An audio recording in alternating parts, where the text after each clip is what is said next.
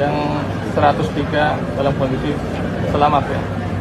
10 meninggal dunia, 10 meninggal dunia, yang 103 dalam kondisi selamat.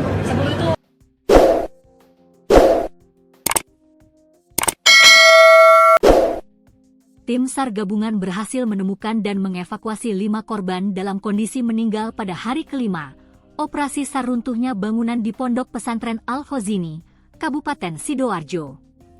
4 jenazah dievakuasi secara bertahap dari reruntuhan material bangunan di sektor A2. Jenazah pertama atau korban ke-19 berhasil dievakuasi pada pukul 7.30 waktu Indonesia Barat. Disusul korban ke-20 pada pukul 7.36 WIB, korban ke-21 pada pukul 10.19 WIB, dan korban ke-22 pada pukul 11.34 waktu Indonesia Barat. Di lokasi yang berbeda, sektor A3, korban ke-23 berhasil dievakuasi pukul 14 waktu Indonesia Barat.